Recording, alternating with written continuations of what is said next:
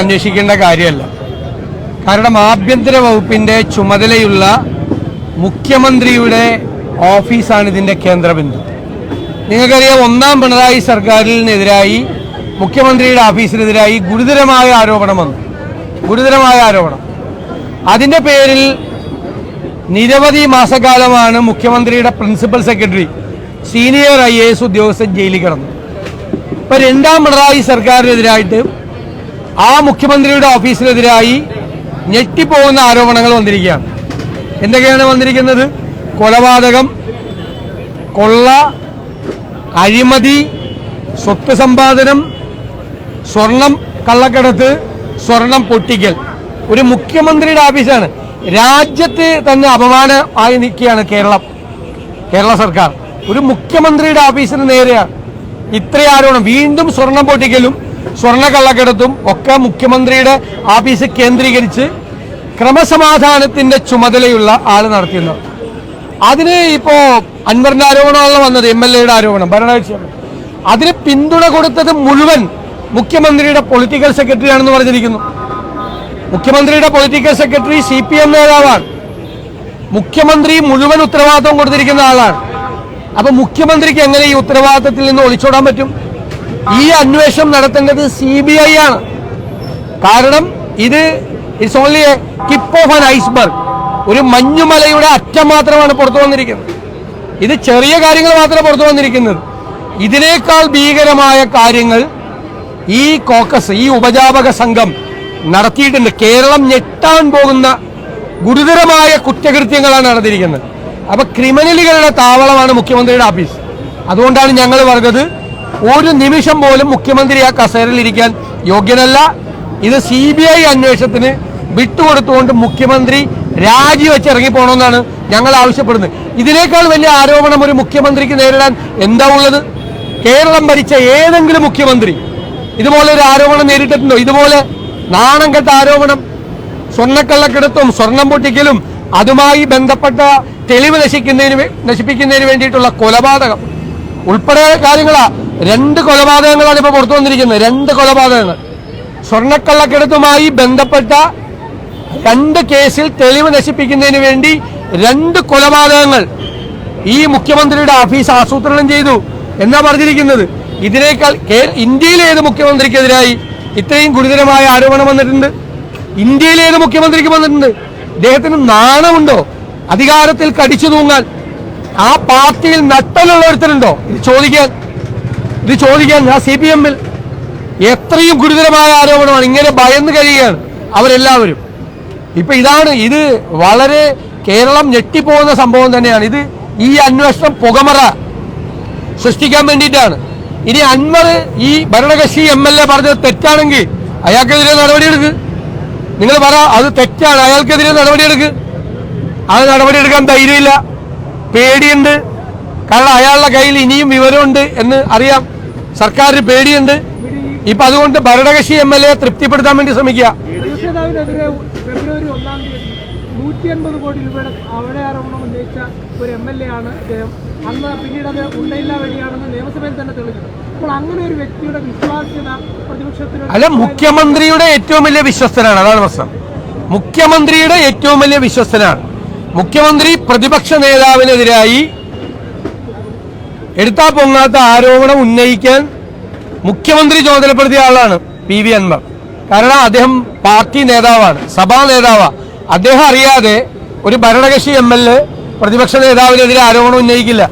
ഞാൻ അന്ന് ചോദിച്ചതാണ് നിയമസഭയിൽ വെച്ച്, നിങ്ങളുടെ മുഖത്ത് നോക്കി ഞാൻ നിങ്ങളെ ഗതികേടോർത്ത് ഞാൻ കരയണോ അല്ലെ ഈ ആരോപണം കെട്ടി ചിരിക്കണോ എന്ന് ചോദിച്ചത് ഞാൻ മുഖ്യമന്ത്രിയോട് ചോദിച്ചത്. ഞാൻ ഈ ആരോപണം ഉന്നയിച്ചല്ല.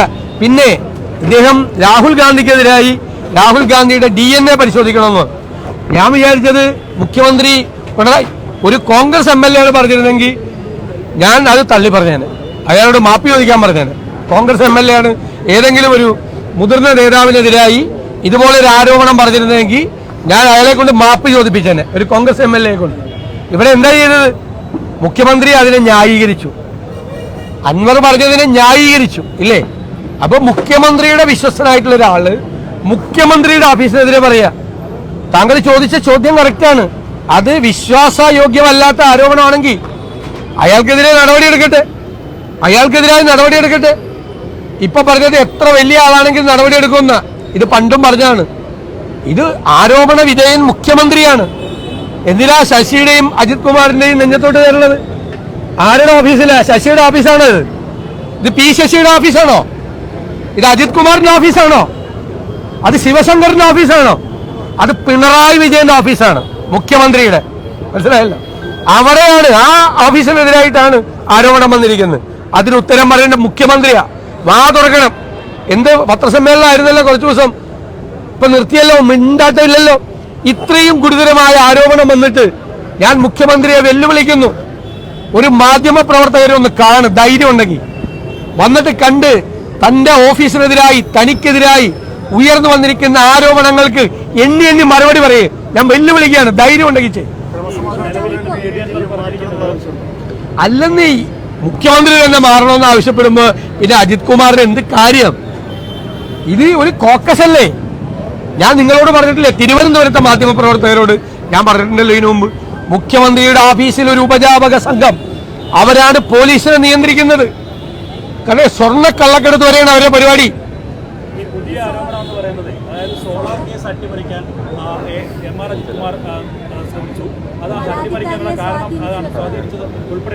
അത് എം ആർ അജിത് കുമാർ മാത്രമല്ലല്ലോ അന്വേഷിച്ചത്, അത് 3 ഉന്നതരായ പോലീസ് ഉദ്യോഗസ്ഥർ അന്വേഷിച്ചു.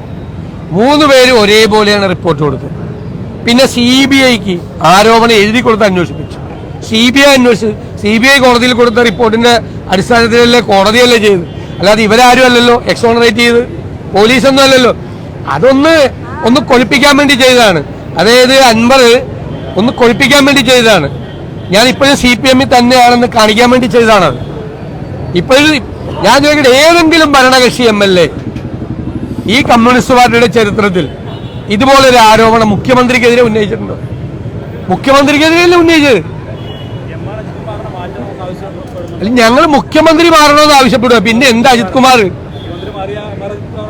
അല്ല, ഉണ്ടാവില്ലല്ലോ. പുതിയ മുഖ്യമന്ത്രി വന്ന ആദ്യം അതിനർത്ഥം ഈ ആരോപണം ശരിവെക്കുന്നതല്ലേ? അതിനർത്ഥം മുഖ്യമന്ത്രി മാറിയാൽ ഈ ആരോപണം ശരിയാണെന്നല്ലേ?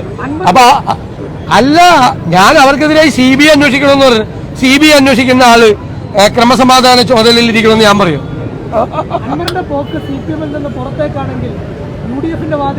ഇല്ല, ഞങ്ങൾ അത്തരം കാര്യങ്ങളൊന്നും ആലോചിച്ചിട്ടില്ല.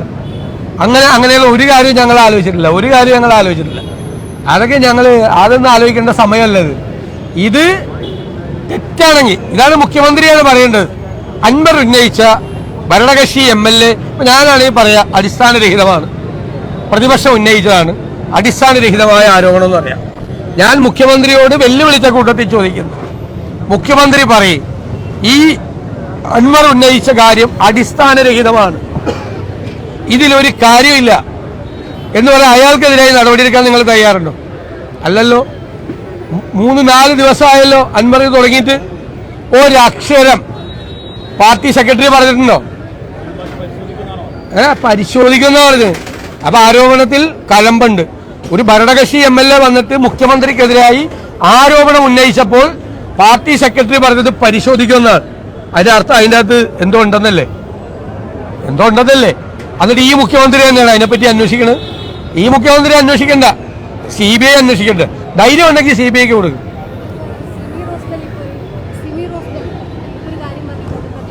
ഞങ്ങളെല്ലാം ഇന്നലെ മറുപടി പറഞ്ഞു. അതൊക്കെ ഇന്നലെ കൃത്യമായിട്ട് മറുപടി പറഞ്ഞു. ഇനി മറുപടി ഒന്നും അത് നിങ്ങൾ ഇതിൻ്റെ അകത്ത് വെള്ളം ചേർക്കും വേണ്ട. നിങ്ങൾ ഇതിൻ്റെ അകത്ത് ഒരു വെള്ളം ചേർക്കണ്ട. ഈ വിഷയത്തിൽ വെള്ളം ചേർക്കാൻ വേണ്ടിയിട്ട് ഒരു ശ്രമവും നടത്തണ്ട. അതിനൊക്കെയുള്ള കൃത്യമായ മറുപടി കൊടുത്തിട്ടുണ്ട്. ഞാനല്ലല്ലോ നടപടി എടുത്ത KPC പ്രസിഡന്റ് അവിടെ ചോദിച്ചത്. അതെനിക്കറിയില്ല. ഇത് ഡൈലൂട്ട് ചെയ്യണ്ട ഈ വിഷയം. അതിനാണല്ലോ ഇത് കൊണ്ടുവന്നത്.